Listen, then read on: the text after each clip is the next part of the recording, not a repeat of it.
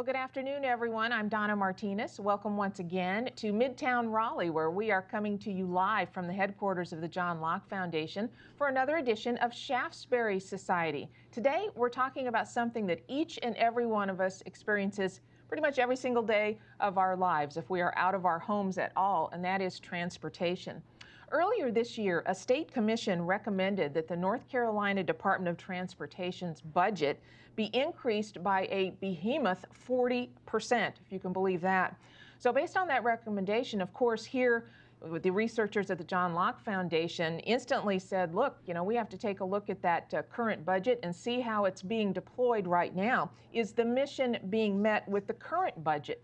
Would there be justification for a 40% increase in the budget? Are the department's priorities in line with passenger use and demand for transportation in our growing state? How should fuel-efficient vehicles impact our choices down the road? For this, we have gathered together a panel of experts that we think you're really going to learn a lot from today and enjoy hearing the conversation. Joining me first is Randal O'Toole. Randal is a very renowned land use and transportation expert. He is a senior fellow with the Cato Institute. And Randal is the author of the report that we have just released here, commissioned by the John Locke Foundation. You're going to find a link to it in the comments section on the Locke Foundation Facebook page, titled Towards Safe, Cost-Effective, and Equitable Transportation. Really meaty report, some good information, a great review and overview of what the North Carolina DOT actually does and how it spends its money, and then recommendations for the future. Also joining us today, State Senator Tom McInnis. He is chairman of the Senate Transportation Committee. Also his colleague, Senator Vicki Sawyer, also chairman of the Senate Transportation Committee. And my colleague here at the John Locke Foundation, Becky Gray. I want to thank all of you for joining us. Really appreciate it. Before we go to Randal O'Toole to give us a summary of what is in this really important report, Senator Sawyer, give us a sense, if you would, of the challenges with transportation as you see it in North Carolina and how it relates to your work in the North Carolina Senate.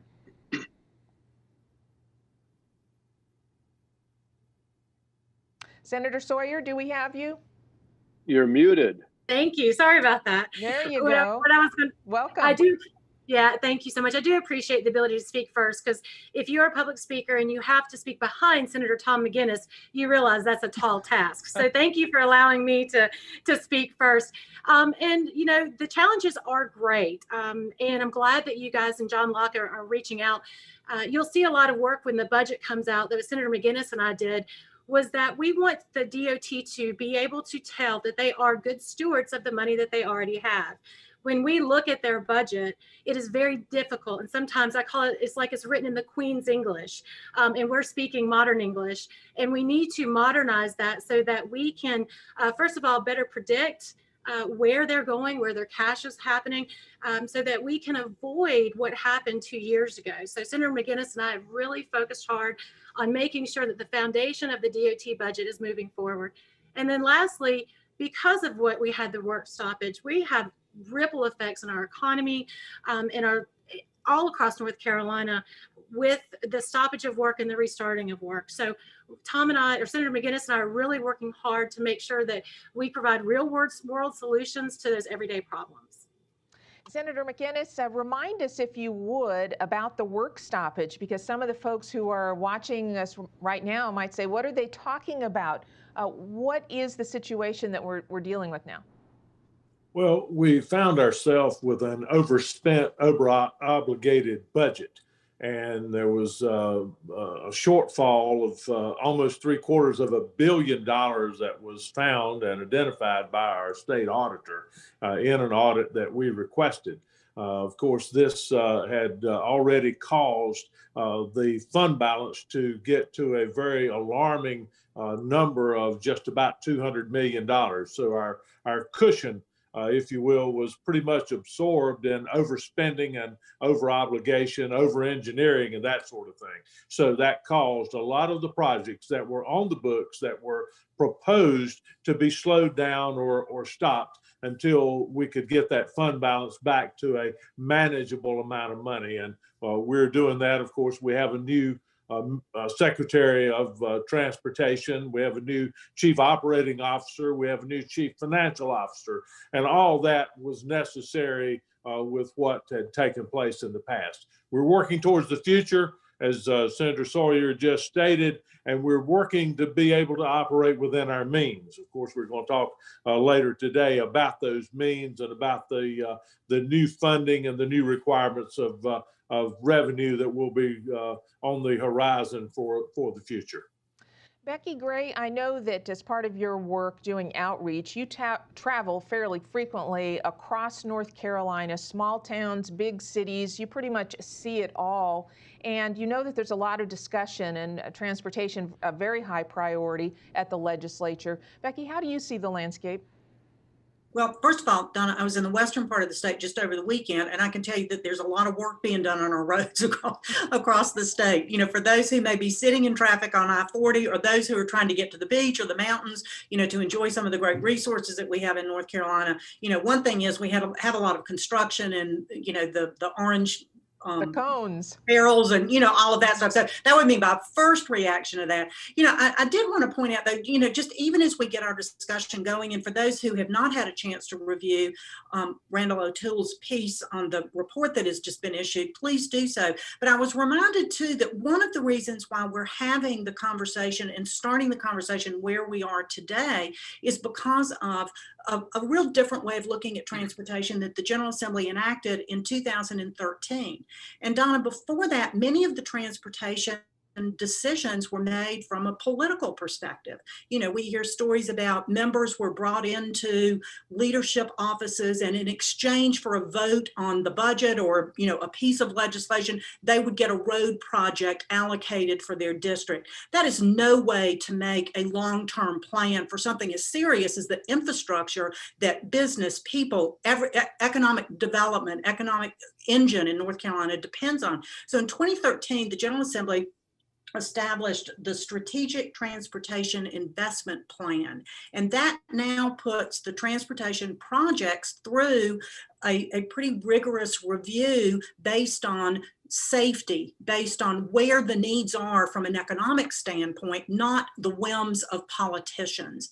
And so we've seen a real difference in the way that we look at transportation, at the way we look at those decisions, as the way we look at the funding.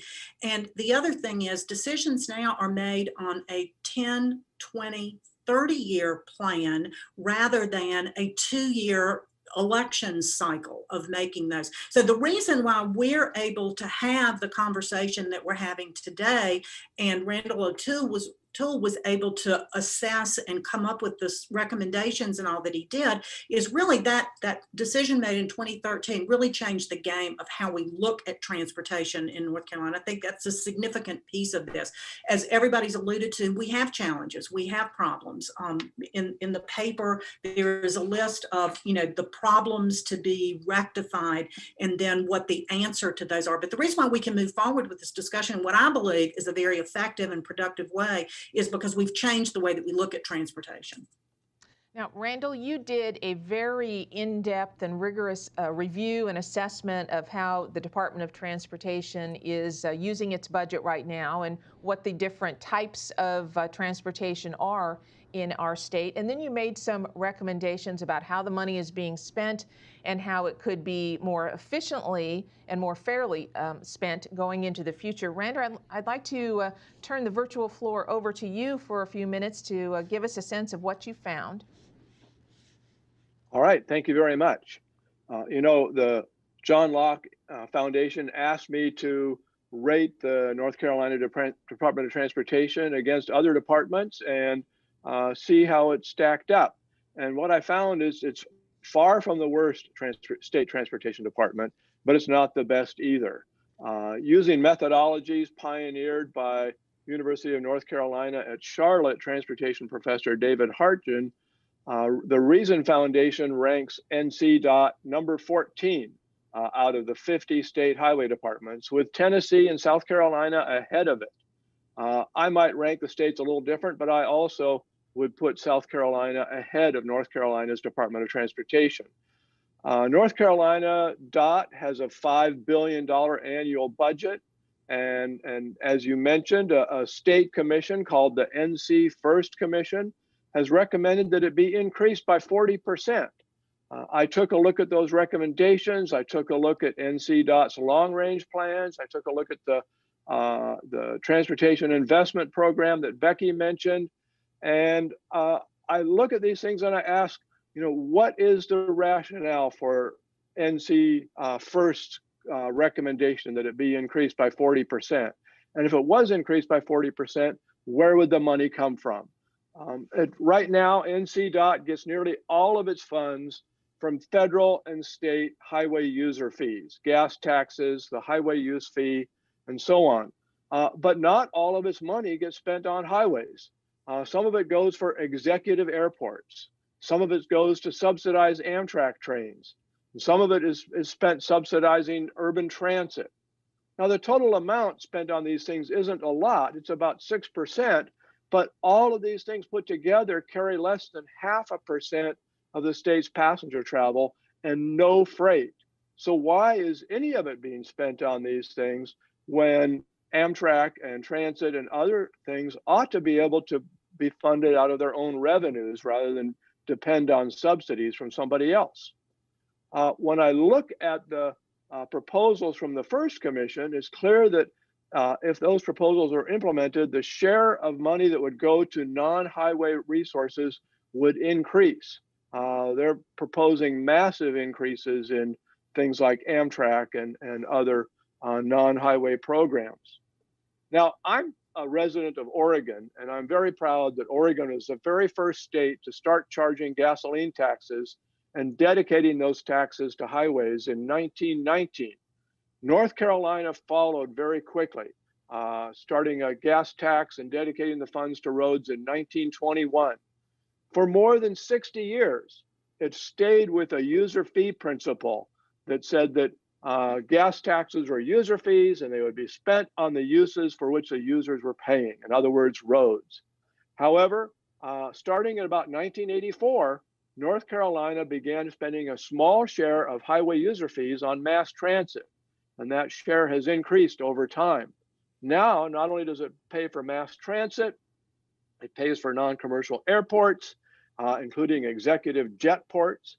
It pays for Amtrak trains, and there are proposals to significantly increase subsidies to transit and Amtrak, including high-speed rail. Highway users currently support Amtrak trains between Charlotte and Raleigh, but the First Commission has proposed new trains to Asheville, Gastonia, Wilmington, Fayetteville, and Goldsboro. Now, personally, I love passenger trains. I also love cycling. And so when I see a bike route, when I see a passenger train, I like to take pictures. I like to ride the trains. I like to ride my bicycle. But I also know I am not an ordinary person. I'm not the average person, and I don't think other people should have to subsidize my hobbies. So if we're going to have passenger trains, they should pay for themselves, just like highways should pay for themselves, and transit should pay for itself, and so forth. There's at least 5 reasons why I think the user fee principle is key to solving all of North Carolina's transportation problems. First of all, transportation users are the main beneficiaries of any transportation they use, whether it's riding a train or driving a car or whatever. So they should be the one to pay the cost. Now, there will be people who say that there are side benefits from transportation, and so therefore it should be subsidized. But frankly, there's side benefits to everything. And if we say, well, if there's a side benefit, you'll get a subsidy, then everybody's going to raise their hand and say, I'm generating a side benefit, subsidize me, me, me. And pretty soon subsidies go way out of control. And we see this at the federal level when we see billions and billions of dollars being spent on things like light rail, which is frankly was a form of transportation that was rendered obsolete 96 years ago. And yet we see cities wanting to build it, Charlotte and Durham and other cities wanting to build light rail, an obsolete form of transportation that's extremely expensive. Second, user fees are more than just a way of paying for things. They're signals between users and producers about the values of the things that are being produced and used.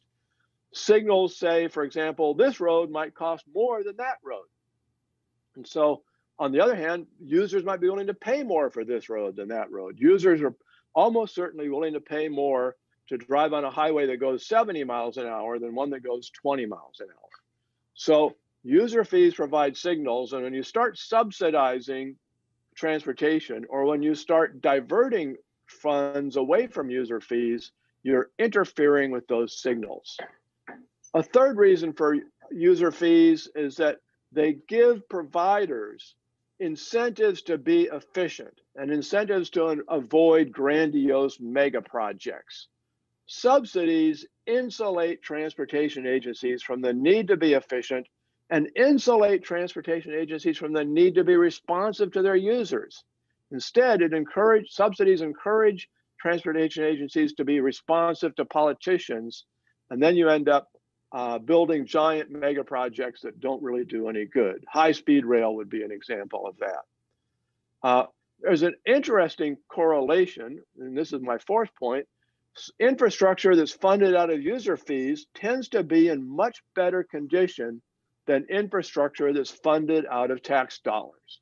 Just as an example, about 2% of bridges that are tolled are considered to be in poor condition. About 5% of state highways that are paid for out of gas taxes, which is a user fee but not as good a user fee as a toll, tend to be in poor condition. 12% of bridges owned by cities and counties across the country, which tend to be paid for out of non-user fees, are in poor condition. So the better the user fee, the better the condition of the resource, because the providers know they have to provide sound transportation. Otherwise, people aren't going to use it and they aren't going to be paying for it. Finally, user fees are socially just. When you pay for what you use, you're not paying for what somebody else is using. And there's no chance that low-income people will be asked to pay for what high-income people use. When gas taxes and other highway user fees are diverted to Amtrak or to executive jet ports, they become a tax. And low-income people pay a higher percentage of their incomes on transportation than high-income people, which means we have a regressive tax. And when it's being spent on things like executive jet ports and Amtrak, it's being used, those things are being used by people who have higher incomes. So we have a doubly regressive system, and that's not socially equitable. Now, when I looked at both the first report and North Carolina's long-range transportation plans, I frequently encountered such terms as multimodal and sustainable. I don't like these terms. First of all, they're vague. Multimodal, well, bicycles and cars, that's two modes, so that's multimodal. But multimodal really is a code word for passenger trains. Because if we don't have subsidies, then highways are going to support pedestrians, they're going to support bicycles, they're going to support cars, they're going to support trucks, they're going to support buses, and we've got airports that are supporting commercial air travel. That sounds pretty multimodal to me. But that's not enough. When we start saying we need multimodal, we mean we need to subsidize passenger trains. In fact, there are some states in the country where the multimodal bureau in the Department of Transportation exclusively works on subsidizing passenger trains. So I don't like multimodal because I think passenger trains, as much as I love them, are an obsolete form of travel. They're extremely expensive. Amtrak spends twice as much money moving somebody a passenger mile as the average car, and 4 times as much as the average airline. And they're slower than the airlines, and they're less convenient than cars. So they just can't compete. That's why we have to subsidize them so much. I also don't like the word sustainable, because sustainable has become a code word for anything but cars.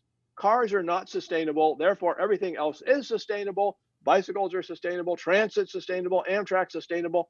Well, it turns out that's not true either. Urban transit uses far more energy and emits far more greenhouse gases in North Carolina than the average car. Amtrak uses as much, if not more, energy per passenger mile than the average airline.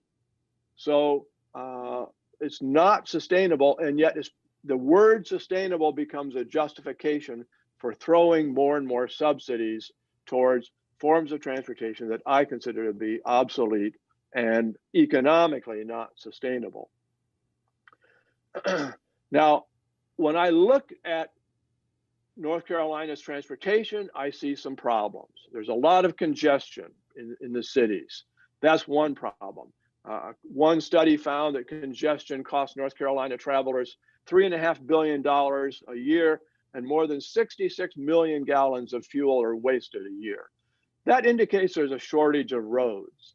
At the same time, Amtrak trains in North Carolina run a third to a half empty.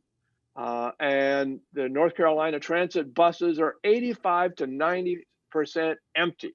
So with the subsidies, we've got a huge surplus of Amtrak and transit and a huge shortage of roads. We need to fix that. I also see safety problems, and I see some roads are much more dangerous than other roads. One kind of road that is particularly safe is freeways, and yet we don't see very many freeways being built. We saw a new tollway open up in recent decades, but other than that, there haven't been very many new freeways built lately. On the other hand, the most dangerous roads are major arterials that aren't freeways. In other words, the biggest roads you drive on that aren't freeways, that have occasional stoplights and so on and so forth, those are the most dangerous roads, and more could be done to make those roads safer. And I feel like the dilution of the user fee principle has allowed some roads to become more dangerous and become more congested than they ought to be. Now, user fees are particularly important now that the pandemic has changed everything. As of March, Amtrak ridership was less than a third of pre-pandemic levels. Transit was 40% of pre-pandemic levels, yet driving was 97% of pre-pandemic levels. So driving has responded. Motor vehicles and highways are the most resilient kind of transportation we have, and we ought to be using user fees, which would emphasize the kinds of transportation people want, which is basically, for the most part, motor vehicles and highways. Now, what kind of user fee? Well, we have a gas tax. You've got the highway use fee. I don't really like the highway use fee because there's no way for the NCDOT to say, oh, the person who bought this car and paid a tax to us for a highway use fee, they're going to drive on this road, and so therefore we should emphasize the safety on that road. They don't know that. So we need a use fee that tells NCDOT what roads people want. We need a use fee that tells users how much different roads cost. And my home state of Oregon, which was the first to pioneer gas taxes, is now pioneering a road fee that takes into account, it's a mileage-based road fee. They take into account how many miles we drive and where we drive them. So when I drive, I don't pay gas taxes anymore. My car is operated on the mileage-based user fee system. So I pay for the amount of miles I drive. And eventually we're going to get to the point where when I drive on a city street, the money I pay will go to the city. When I drive on a state highway, it goes to the state. When I drive on a federal road, it goes to the federal government, and so on, so that each provider can fund entirely out of user fees the transportation they're providing. Oregon system also guarantees the privacy of the user. So I have no worries that anybody at the state level is tracking where I go or when I go. And yet the system is working very well. It's going to be expanding very rapidly pretty soon. And I highly recommend that North Carolina adopt a program like this. One of the greatest benefits of a use fee like this is that it can completely eliminate congestion. Congestion is basically a result of poorly priced roads. And roads have a unique attribute, and that is that when they get congested, their throughput declines. An uncongested road, freeway lane, can move about 2,000 vehicles an hour. But when it gets congested, its throughput declines to often less than 1,000 vehicles an hour. So if we can make sure it never gets congested, we can double the throughput during rush hour. People say, well, you're going to toll people off the roads and that's going to hurt low income people. No, actually, by doubling the throughput of the road during rush hour, we're actually tolling people onto the roads. Low income people are the ones who are most likely to have fixed schedules and they have to drive to work, to and from work during rush hour. So they're the ones who are going to benefit the most from this program. So I encourage NCDOT to go to mileage-based user fees. That would have to, of course, be a decision at the legislative level.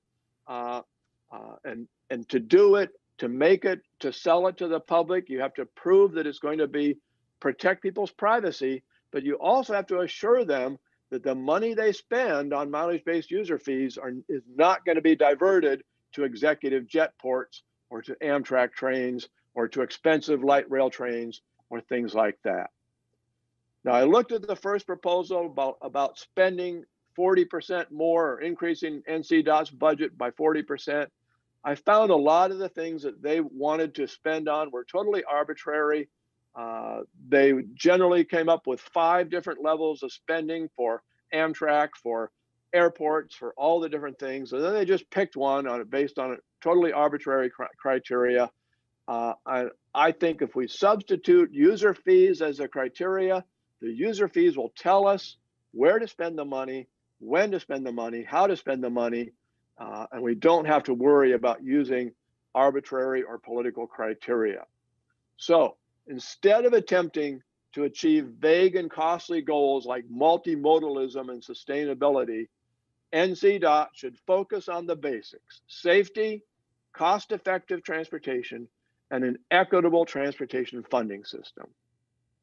Randal, thank you. And before we bring our panelists back in to get their reaction to your recommendations, I do want to ask one thing. And Randal, so people are hearing user fee. Wouldn't a requirement of your plan be to then eliminate the actual gas tax? Because then don't we run the possibility that we're simply adding more fees to people using the roads and et cetera? I'm glad you asked that, because I propose that the mileage-based user fee completely replace the gas tax and the highway user fee and almost completely replace vehicle registration fees. You need a basic vehicle registration charge to cover the cost of registering the vehicle, but all the surplus beyond that should be zeroed out, and the mileage-based user fee should replace it all. It also should replace city property taxes or sales taxes that are currently being used to pay for city streets and bridges. I don't think that that's a good system to have general funds pay for city streets and bridges any more than I like to see general funds pay for Amtrak or urban transit. So if we can piggyback the cities onto the highway user fee system, they can eliminate those taxes, which means the average highway user will be paying a little more because they'll be paying for all the roads they use instead of just state highways, which is the way it works today. Okay, so just to be clear, your user fee recommendation is not to be in addition to a gas tax. It is in place of a gas tax. In place of the gas tax and the highway use fee. All right. All right, that is the summary then of Randal O'Toole's report. And again, you can find a link to the report. Here it is, the cover, Towards Safe, Cost-Effective, and Equitable Transportation. The link is in the comments section of our Facebook page, or you can go to our website, johnlocke.org, and you will find it featured prominently on our homepage there. Let's bring back into the conversation our panelists today. We have 2 members of the legislature. Randal, you mentioned legislative action, and so I'm anxious to get their reaction to what they've heard here. State Senator Tom McInnis and State Senator Vicki Sawyer, along with my Locke Foundation colleague Becky Gray. Senator McInnis, let's go to you first. What's your reaction to what you've heard here about this transformation that Randal O'Toole is recommending? Well, this is an avenue that we've looked at, and you know, everything's on the table. Nothing is sacred as we go about the ability to capture the appropriate revenue for the appropriate road expenditures. And one of the challenges that we have that I would like to Randall to comment on, and it's the biggest challenge that I personally have. How do we capture the out-of-state drivers as they come across our state, where it's easy to do that now if they buy a tank of gas, but if they, in the case of I-95, they buy a tank of gas in Virginia because it's 10 cents a gallon cheaper. They drive all the way across North Carolina on I-95 till they get to South Carolina, and they buy another tank of gas because it's 10 cents a gallon cheaper as well. And all we get is the wear and tear on our roads. So if I could throw a question over to him, it would be very, very beneficial to us to know his thoughts on how we capture the out-of-state driver for his scenario. Excellent question. Randall? Well, eventually all states are going to be on a mileage-based user fee system, at least as I foresee it. And their systems will be interoperable. For example, Oregon is pioneering mileage-based user fees, but Washington, our neighbor to the north, is also experimenting with mileage-based user fees. And so when I drive in Oregon, I pay mileage-based user fees to Oregon. If I drive up into Washington state, my mileage-based user fees will go to Washington. Now, Idaho doesn't have a mileage-based user fee system. So when I drive to Idaho, I don't pay to either Oregon or Washington or Idaho. Instead, I pay a gas tax in Idaho. So interoperability is an important part of a mileage-based user fee system, and that's already being thought about by the states that are doing it. Good. And then go ahead. Well, and then the other thing that I think is very critical, and Senator Sawyer touched on it, and that is the fact of what we are receiving for the amount of money that we currently have, and how it is deployed. And one of the big things that I fuss with and fight about and keep the spotlight shining on is the lettings of contracts. Because basically our Department of Transportation, while we are maintaining 82,000 plus miles of centerline roads across the state, second only to the state of Texas, we have to hire someone to do that work.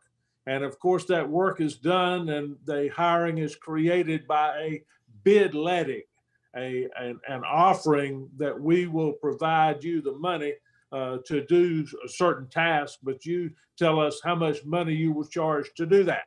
And one of the challenges that we had in the previous group that ran DOT was they expended an exorbitant amount of money. We had over $2 billion in our fund balance, and they basically just flushed it all out at one time.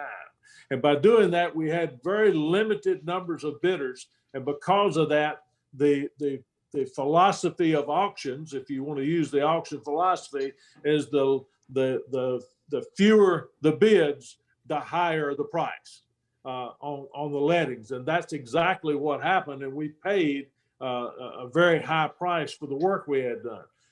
And then the flip side of that, when we had no work this past year and we did very few lettings, we had an exorbitant number of bidders that caused the price to be very low or very reasonable. And so we need a sweet spot in there of that mid-range to where we get the maximum we can for the minimal amount of money that we spend. And that has been one of my big takeaways. And then of course, the ability to come back and toll I-95. It has to be, we have to have a conversation about tolling I-95, or we'll never, ever catch up with the needs of I-95. And I'll let somebody else come in. Senator Sawyer? Yes. Thank you, Donna. And I do appreciate everything Randall had said, and I take it to heart. But let me tell you what Tom and I have been doing, Senator McGinnis and I have been doing. And I touched on it briefly in my open remarks. The first thing before we talk about finishing or redoing any kind of finance for DOT is we have to prove to North Carolinians that we are good stewards of the money that we already have. Right now, I don't think we can tell that story. And I don't think there's anything nefarious going on at DOT. I just think they have antiquated accounting systems that's been baked in bureaucracy for many years. I'm hats off to Eric Boyette, who's the secretary for DOT. He is taking a lead, and he heard our call, and we are actually looking at how do we restructure the DOT budget to be better communicators to our constituents. The second step that we're doing and taking very seriously right now is we have in North Carolina a issue with right-of-way acquisitions and utility movements. So because of these very concrete issues, we have projects that were scored maybe 5 years ago are now triple their cost. And a lot of that is just because the time that it takes for right-of-way acquisitions and utility movements for the construction of the roads that we have. So Senator McGinnis and I, again, are drilling down on to try to find some real world solutions to speed these up, again, so that we can communicate to North Carolinians that we are good stewards of the money we have. Now let's look forward to what we're doing with the NC10 Commission. Quite frankly, I've been up here only a short time, but I've noticed that well-intended legislators come to Raleigh and step into these transportation fights that have been set up for 10, 15 years. And these transportation fights pick winners and losers, and those are fought at the ballot box every 2 years. And I fear that what will continue to happen, and we will not have a concrete or a solution for changing when the gas tax continues to go down, and how do we increase investments in DOT. So we have been very deliberate, and we're working with the chamber to get a group of about 30 people who are very well-versed in this subject already. And these people have different opinions. You know, I'm talking about auto dealers and Uber, Amazon, and Enterprise, all of these folks who have been in this transportation space. And I'm going to call it like a cage match.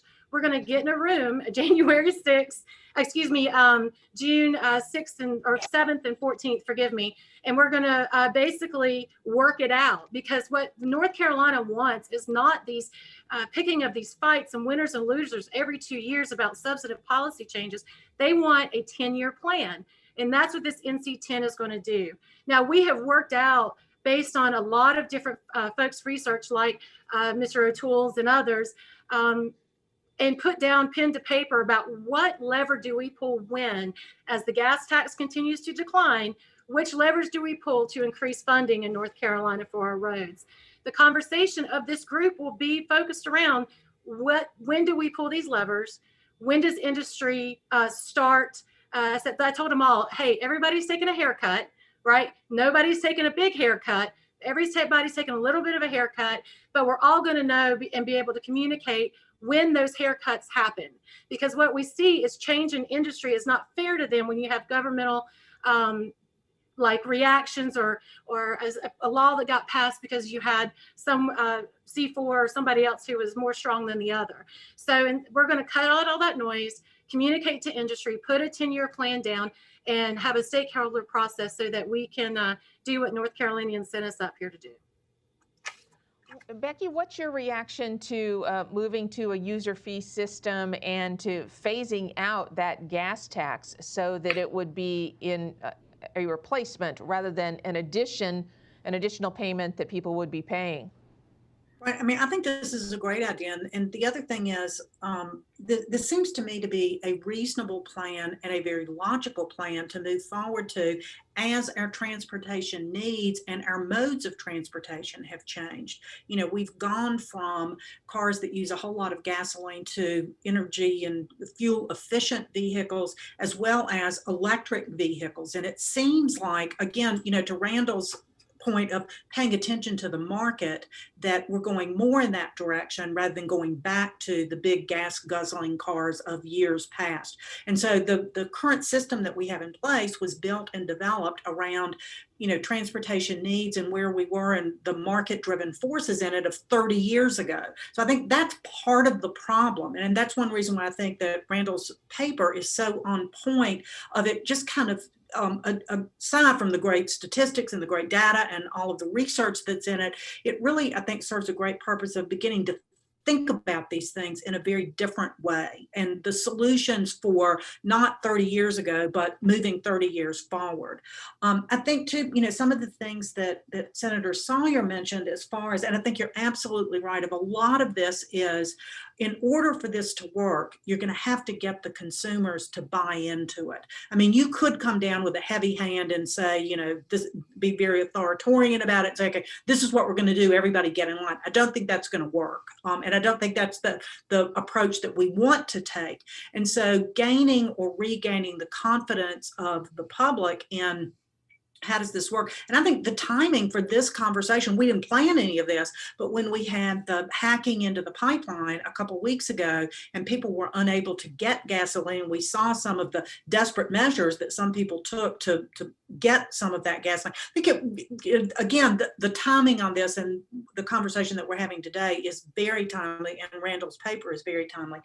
So I think there's that, and I think that DOT, I think that Beth Wood's audit did a lot of pointing out the problems, and within the DOT, as Senator McInnes outlined at the beginning of our conversation today, some of the mismanagement of the money. We need to address those problems. We need to address them head on, and we need to fix them so that the public has confidence in this. And then I think, you know, the other thing that I noticed as I was reading through Randall's paper, and we've touched on it today, but, you know, it's setting the priorities, deciding what the priorities are for the money that we spend. And I think that generally the public is okay with spending money to provide good roads, to provide infrastructure, to get kids to school in the morning, to get people to work, to get goods and services across North Carolina, to get us where we can enjoy some of the beautiful resources that our state has on the weekends.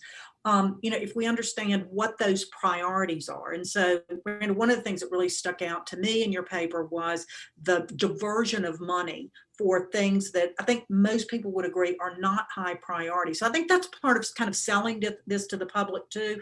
You know, we're going to have a change in the way that we pay for the things that are important to all of us, and using some of those market forces, and then a lot of the great data that Randall has in his paper. These are what the priorities are moving forward. I think is some of the challenges that we as a think tank and thought leaders across North Carolina face, as well as legislative leaders.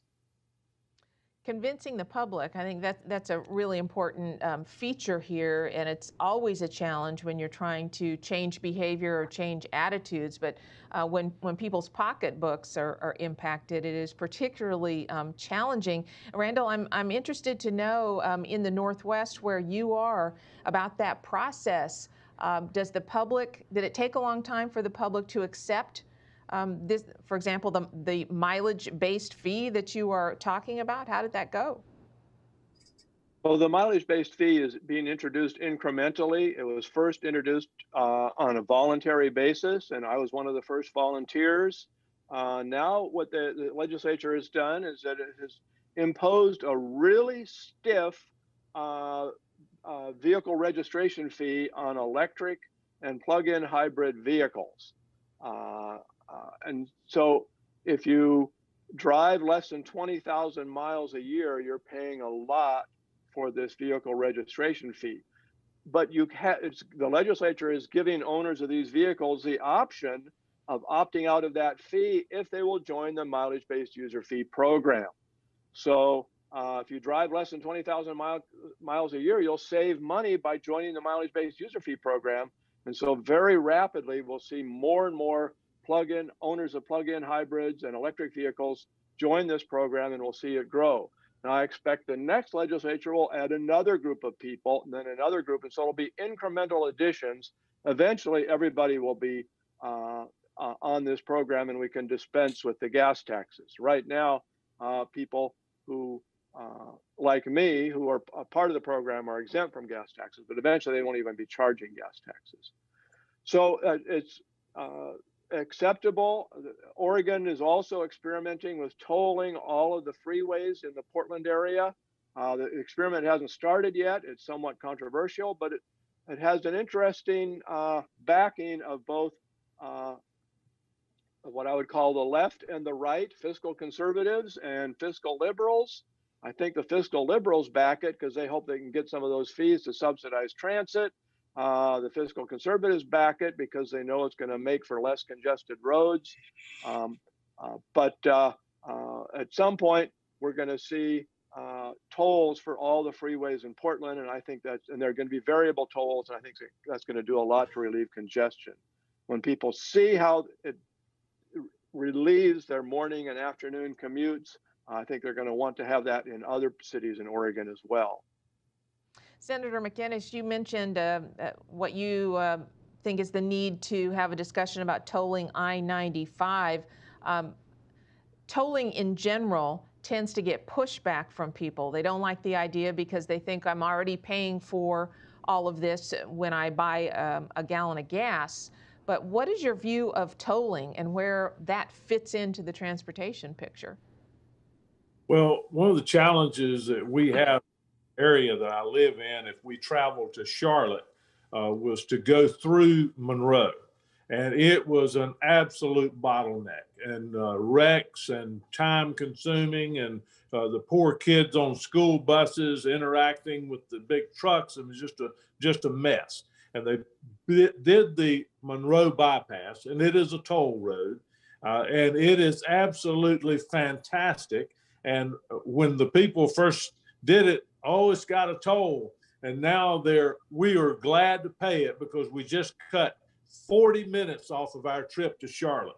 And again, as Randal mentioned, it's a lot safer because there are no stoplights. The ins and outs are all planned, and deceleration lanes and acceleration lanes. And so it's proven the point to me that if we don't start using this process to lighten the congestion, the congestion factors will only get worse.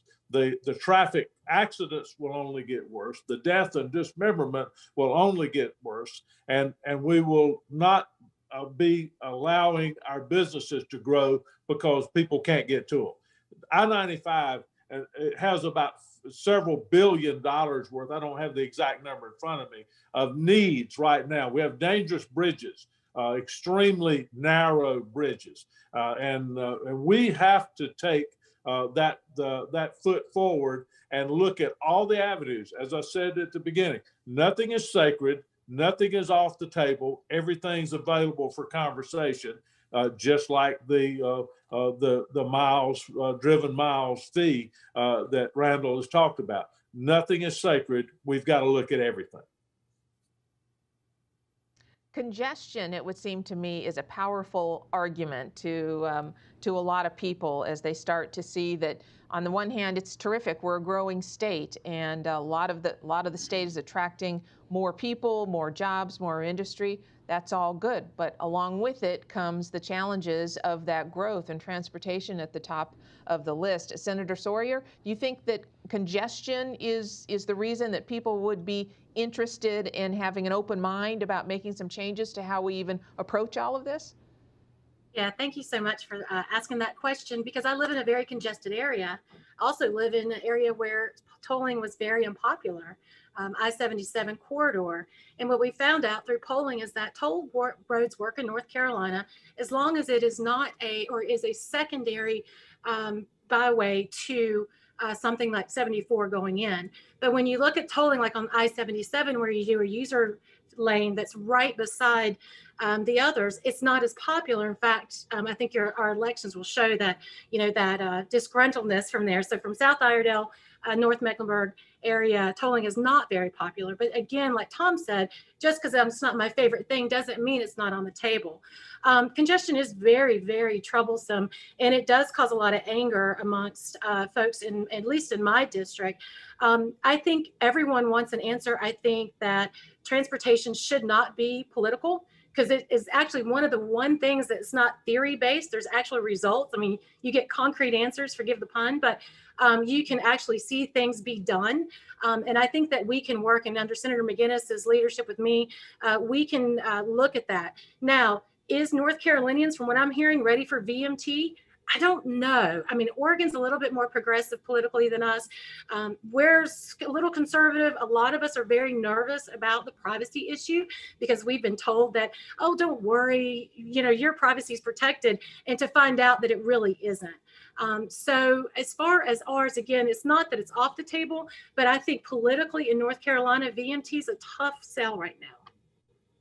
That's interesting, Becky, because if that's the case, and Senator Sawyer is correct that maybe we're not ready to embrace something like that right away until people maybe learn more about it.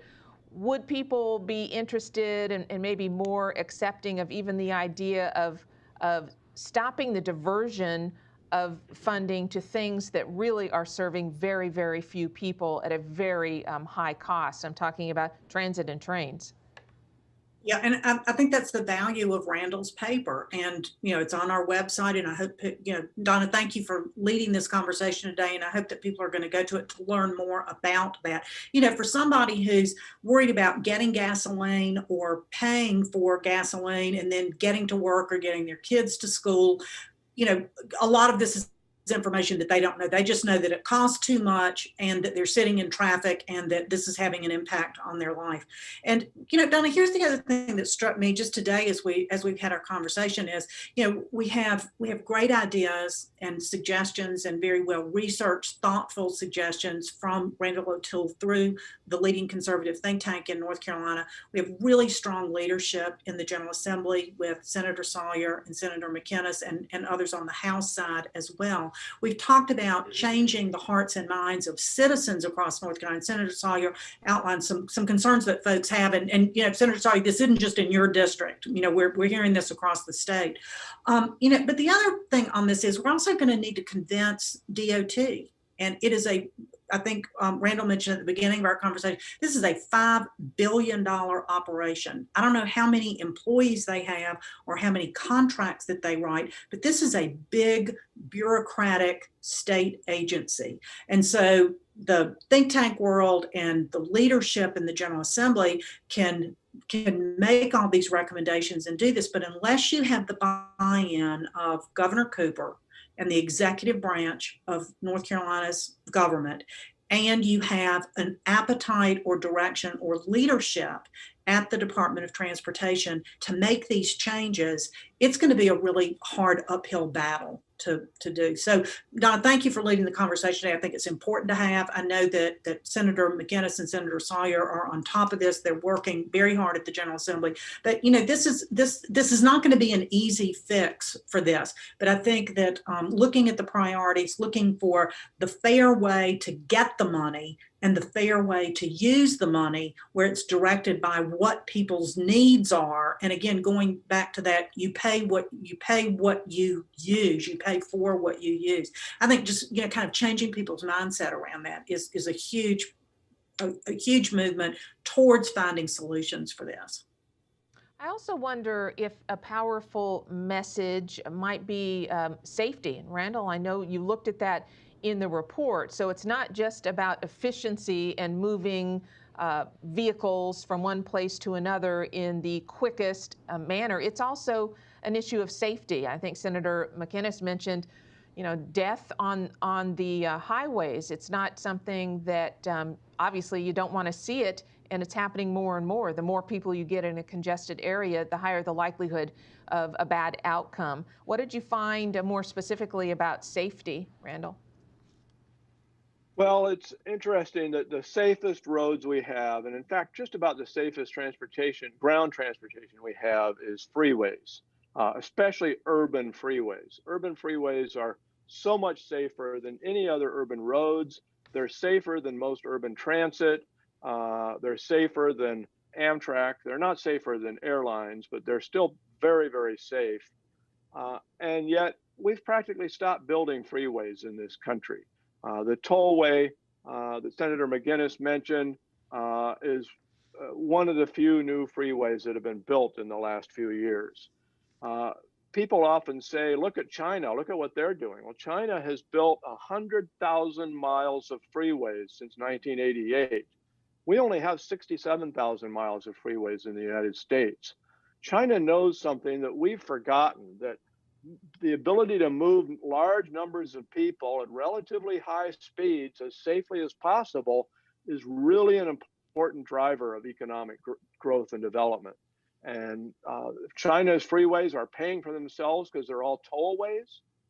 And I think if we go to a more user fee principle, whether with tolls or with mileage-based user fees, we will see more arterials upgraded to freeways that would make them a lot safer, would make them faster as well, and improve the economic development of the country. Are some of our projects that are in the works, Senators Sawyer and McGinnis, are they related to doing just that, converting these some roads up to more of a freeway type road, and in the process not only moving the traffic faster and more efficiently, but making it a safer trip? Well, yes, and go back to I-95. I-95 was built without the greatest amount of foresight for the future. It was built as basically a 4-lane road without the idea that really it would need to be prepared at some point in time to be an 8-lane road. So that's been one of our bigger problems is planning. You're hitting on the subject there with these older roads. They were built without very much forethought for the future, and that's not being critical. Who would have ever thought that North Carolina would be approaching 10.5 million people right now, with the prospects of 12 million to be here within the next 10 to 15 years. So a lot of moving parts there, if you will. Randall, I also think it's interesting that when we think of transportation and moving from one place to the other, we tend to think of ourselves trying to get into a vehicle and go someplace. But the transportation system also is critical to the economy, and freight moves. People may not realize it, but the truck that you're driving next to on a smaller road or an interstate actually has the products that will end up in a store that they will go into to purchase. So freight's another component of this whole thing. Freight's extremely important. On a dollar basis, it's about 70% as important for the highway freight, is about 70% as important as highway passenger travel. Of course, on a dollar basis, is 0% for Amtrak and 0% for transit. They don't move any freight.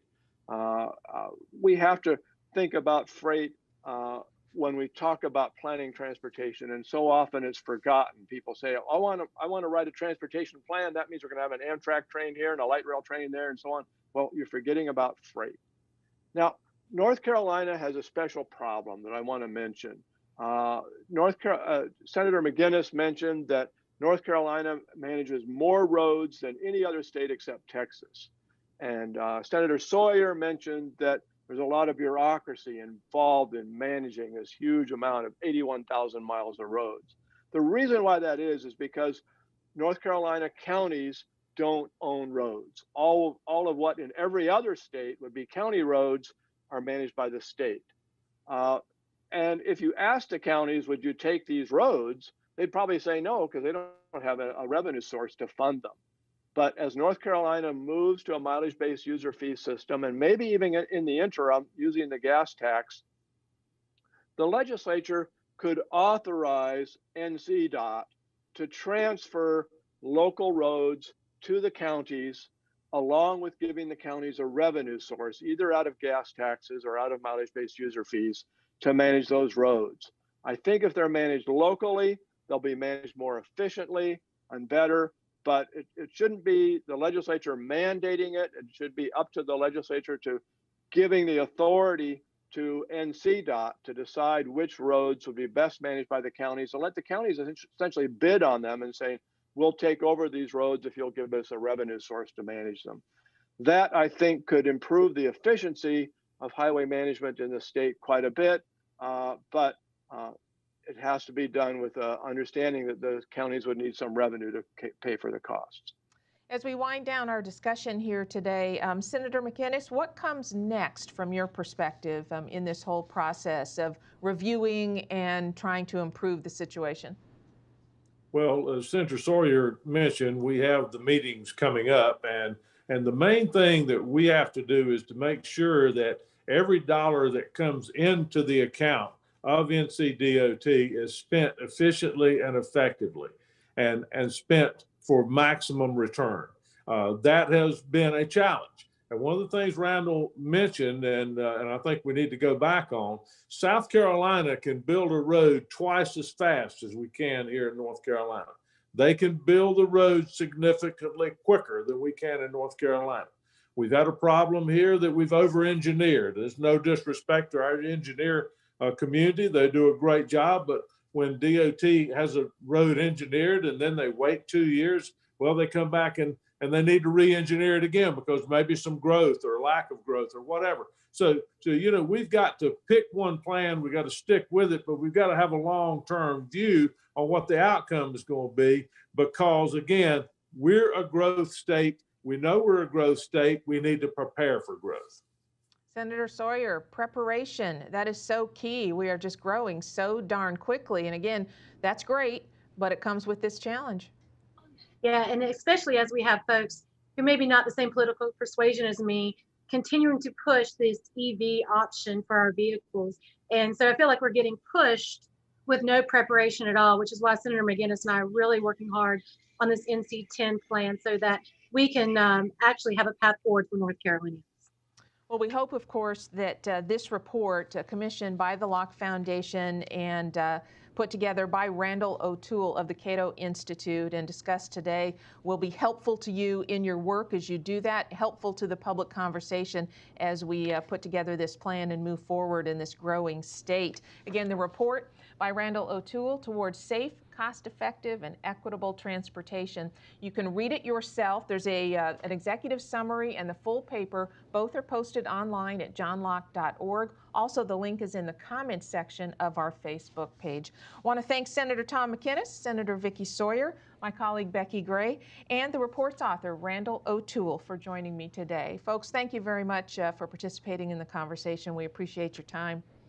And we also appreciate your time and joining us each and every week to really get into these very important and meaty discussions about where we are as a state right now and where we are headed. That's what the John Locke Foundation is all about, trying to make sure that as we move forward in this growth mode, that we do so and make sure that people have opportunity and that they have freedom, and that we continue to make sure that every North Carolinian comes here, they're happy, they stay here, and that they thrive in economic prosperity.